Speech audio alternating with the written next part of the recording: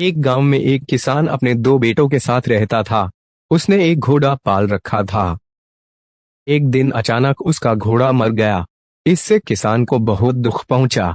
वो दुखी होकर कुएं की तरफ गया और वहां बैठ गया और रोने लगा। तभी अचानक उस कुएं से एक परी निकली और बोली, मैं तुम्हारे घोड़े को जिंदा कर सकती हूँ, पर इसके लिए तुम्हें मुझे 10 बार चोदना होगा।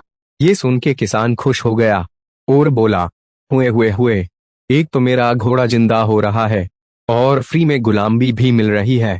किसान ने परी को चोदना शुरू किया, पर वो सिर्फ उसे 5 बार ही चोद पाया। जैसे ही वो उसे छठी बार चोदने गया, थकान से उसकी मौत हो गई। अपने पिता की मौत की खबर सुनकर बड़ा बेटा चीमस बहुत उदास हो गया और वो भी कुएं के पास जाकर बैठ गया और रोने लगा। तभी अचानक कुएं से फिर से परी निकली और चीमस को बोली, मैं तुम्हारे पिता और घोड़े दोनों को जिंदा कर सकती हूँ, पर इसके लिए तुम्हें मुझे 20 बार चोदना होगा।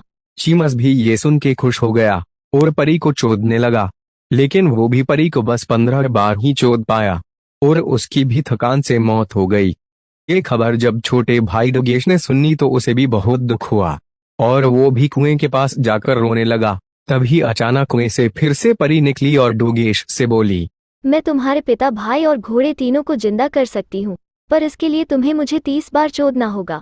ये सुन के डोगेश भी खुश हो गया और परी को चोदने लगा। उसने परी को 10 बार, 20 बार, 30 बार चोद दिया। परी भी खुश हो गई, लेकिन डोगेश रुका नहीं और परी को चोदता रहा। परी ने उसे रुकने को कहा, पर वो रुका नहीं। ऐसा करते करते उसने परी को 50 बार चोद दिया, जिससे परी मर गई और परी के वादे के मुताबिक डोगेश का बाप, भाई और घोड़ा जिंदा हो गए। फिर डोगेश के बाप ने उससे पूछा कि तुमने ये कैसे किया? डोगेश मुस्कुराते हुए बोला, जब घोड़ा मर सकता है तो परी क्या चीज है।